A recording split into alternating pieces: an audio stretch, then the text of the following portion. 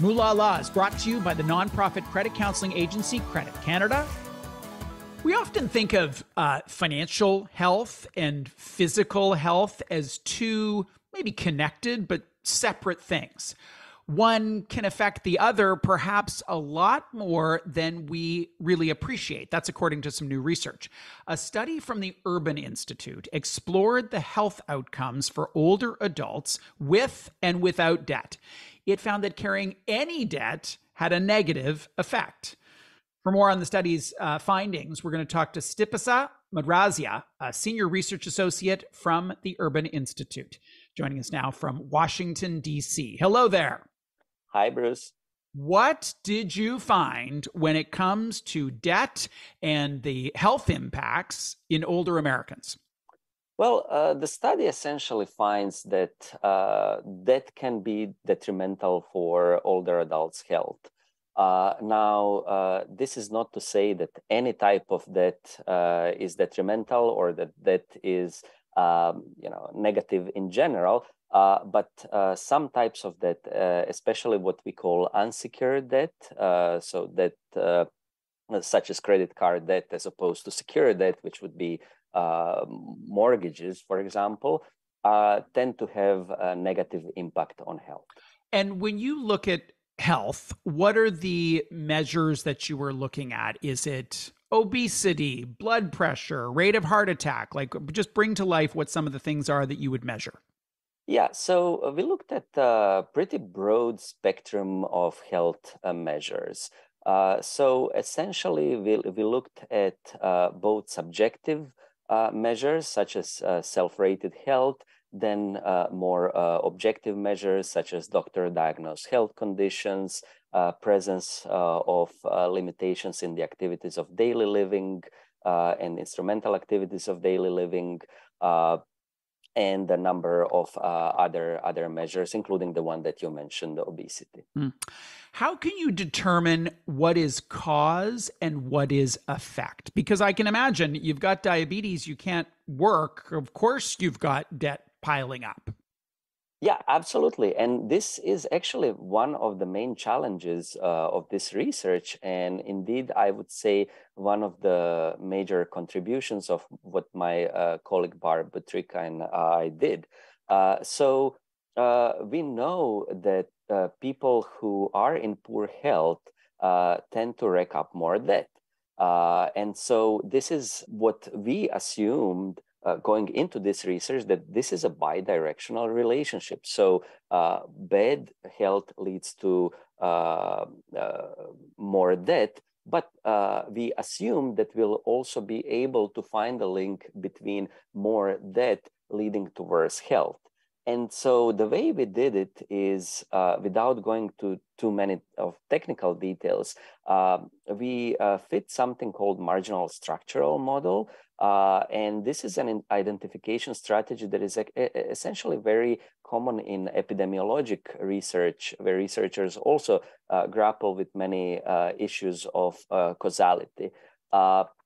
And so in essence, it's a two-stage process where we first estimate the probability that the subject person in the sample holds debt, and then we derive the weights in so-called inverse probability of treatment weights that are then used in the regression model to estimate the treatment outcome link. So essentially, the bottom line is we are reweighting the data in such way to break that reverse link and to make sure that we are looking at a relationship that has a causal link from debt to health. In today's day and age, I mean, you look at the headlines of your research and it's a full-on nodder. Like, of course, that makes complete sense.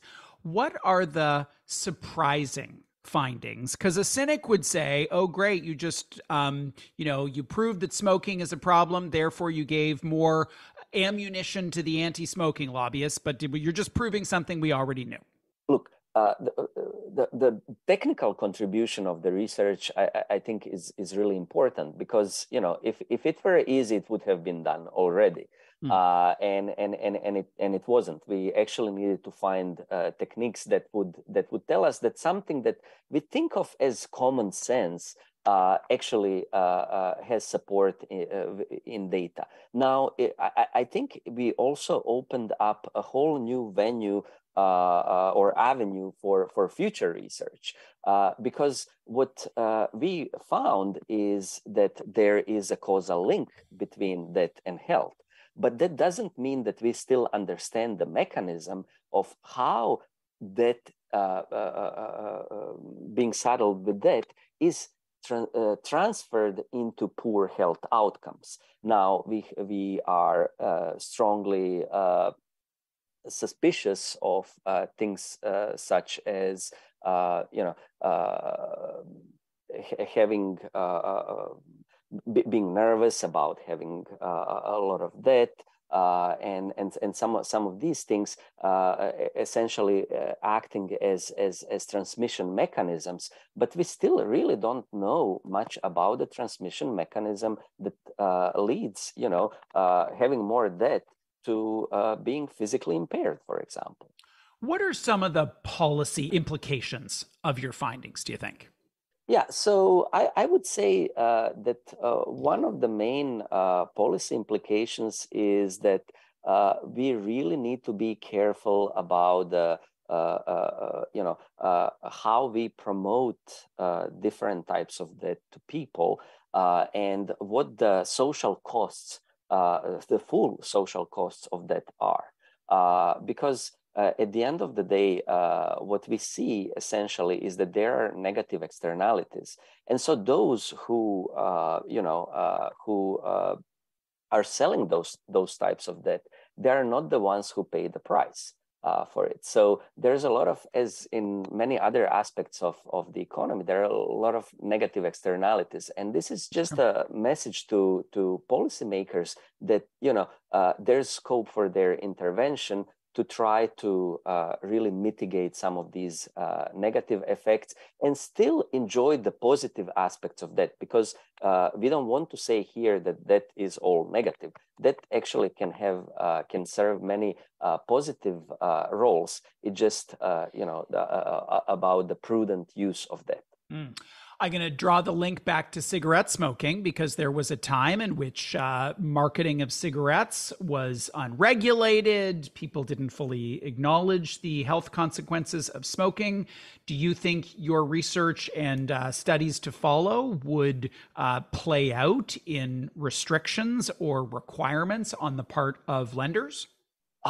They might, although I wouldn't really. So I would say that there are definitely some similarities, but I wouldn't draw a full, equal sign between smoking that we know is generally bad and that has both positive and negative aspects to it. And so I think here it's going to be in a way more difficult, because it really requires a more of a precision strike as opposed to blanket carpet bombing of the problem. And so here it's really about curbing the excesses. For example, maybe things like payday loans, or things that are really undoubtedly contributing to poor outcomes of older adults and people more generally, rather than trying to curb that as such, which really plays an enormously important function in the economy. What is your hypothesis on why there's such a difference between lower rate debt, like a mortgage, versus much higher rate debt, like even, let's say, not payday loans, but a credit card at 25% or whatever it is?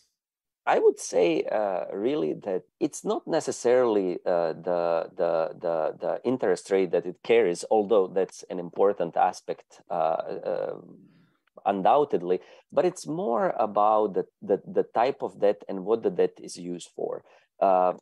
mortgages are types of debt that we plan on for a long time. It's a conscious decision for most people that they make. They may be saving up for a down payment. They may be. This is something that is really in the making for years. Also, if we think about things like car loans, now if someone buys a car, because that allows that person to come to the place where they work, then it becomes an essential investment in essentially doing their job. And earning income. So there's a sort of a counterpart to that. With credit cards, especially for people who may be not prudent or may just simply find themselves at a bad point in life, where they're short of money, they're between jobs. It can come to the point where it simply they cannot manage it anymore, and then the stress of having that probably kicks in, which then depending on what our individual level of preference for risk and stress is, and the ability of our body essentially to cope with such stress conditions kicks in, and really lead some people to that spiral where basically then their health deteriorates, then they may start racking up health bills, incur more debt, and so on. Right. All that. Thank you so much for your insight. We really appreciate it. Thank you.